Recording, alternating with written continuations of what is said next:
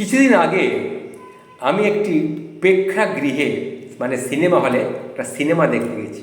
খুব বিখ্যাত একটা বই হবে এটা শুনে আমি শুনেছিলাম বইটা খুব ভালো, এই সিনেমাটা খুব ভালো। সিনেমাটির নাম হচ্ছে সিতারে জমিন পর, একটা অসাধারণ ছবি।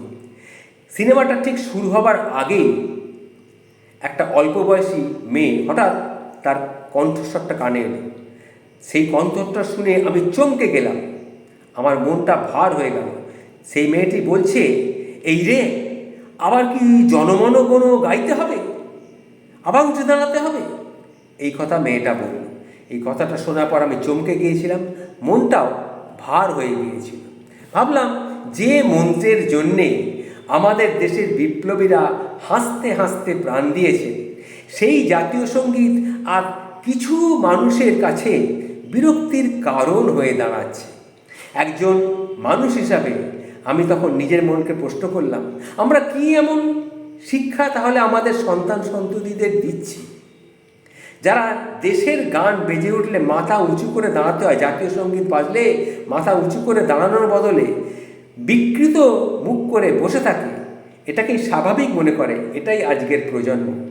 জাতীয় সঙ্গীত মানে তো শুধু সুর নয়, তা এক একটি আত্মত্যাগের স্মৃতি, এক একটি স্বাধীনতার ধ্বনি। যদি সেটুকু শ্রদ্ধাও আমরা আমাদের ছেলে মেয়েদের না দিতে পারি, তবে শিক্ষা আর সংস্কার দুটোরই কিন্তু শেষ, দুটোই কিন্তু হারিয়ে যাচ্ছে। আমরা তাই ভাবছি যে আমরা আমাদের ছেলে মেয়েদের কী শিক্ষা দিচ্ছি। যে দেশে নেক্সট প্রজন্মকে কাজের ভবিষ্যতের জন্যে আমরা কোনো ভবিষ্যৎ দিতে পারছি না, শুধু হিংসা ও অসভ্যতা গভর্নমেন্ট দ্বারা পরিচালিত হচ্ছে, মিডিয়া নোংরামি করছে, দেশের বড় নেতারা জ্ঞান বিজ্ঞানের বাইরে গিয়ে গোমূত্র মল মেঘের উপর দিয়ে প্লেনের টাওয়ার বাইরে চলে যায় বলে, সেখানেও কিন্তু হিন্দু মুসলিম একই জায়গায় বর্ডারে কাজ করছে মিলেমিশে। সেখান থেকে একে অপরকে শত্রু বানানো হচ্ছে। যারা লেখাপড়া করে সামর্থ্য হচ্ছে, তারা বিদেশ থেকে আর আসতে চাইছে না। এটা কেমন দেশ, এ কেমন স্বাধীনতা? ইংরেজরাও তো এতটা খারাপ ছিল না। দোষ আসলে আমাদের।